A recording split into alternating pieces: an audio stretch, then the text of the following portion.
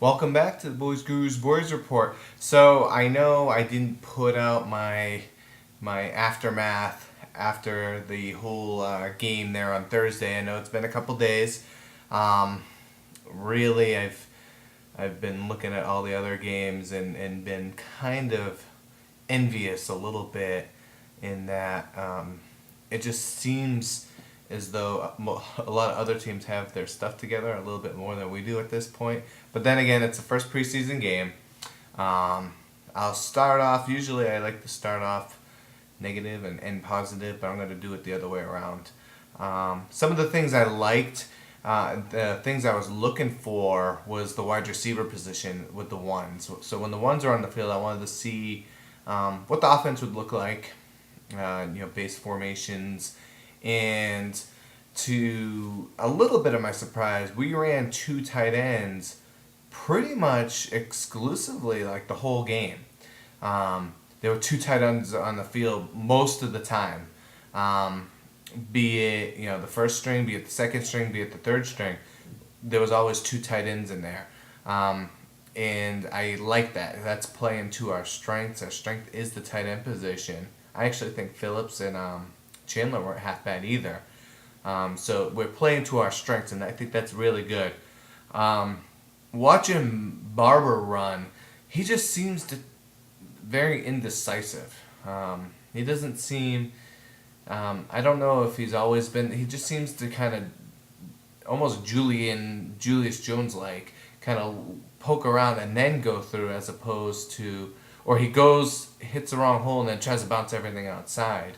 And then I watched Choice and Felix Jones run, and Felix Jones just amazes me. I mean, everybody's kind of hooting and holler about him, but I mean it's for good reason. If you watch him go, he runs and he's making these shifty moves as he's going full speed. He's not starting and stopping. He's making these moves as he's moving, which is very rare. You don't see that talent in every running back. In this two tight end offense, I think he could be very, very special. So Barber, I was a little bit disappointed. He had that one good run, but I was a touch disappointed. Choice on a blitz pickup was terrible, which surprised me because he was very good last year with that, but he was terrible on one of his blitz pickups.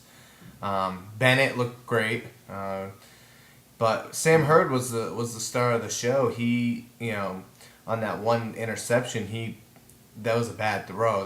That should have been thrown more towards the sideline, not towards the hash. And Huff made a good play on the ball. But the thing that I loved was that Hurd went for the ball and didn't even care that there was a DB that could take him out.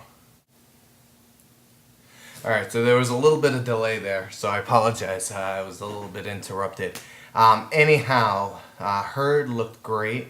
I was very pleased with his courage. He didn't really drop any balls, drew a PI call.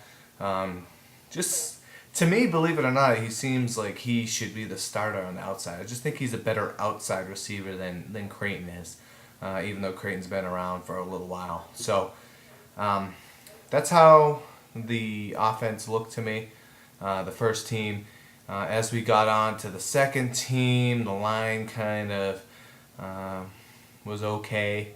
The one constant, though, throughout to me was the lack of physicality with Dallas. I mean, everyone said, oh, this ain't Camp Cupcake anymore. But the Raiders just seem more physical. And the thing is, the Raiders didn't do anything for the first, I think, 5 days of their camp. They didn't do any pads or anything like that. It was all instructional stuff. So it was interesting that it just seemed like they were lacking that tenacity, and it seems like they're like that a lot on the road. At home they seem to be a little bit more jacked up, but on the road they seem to lack that fire.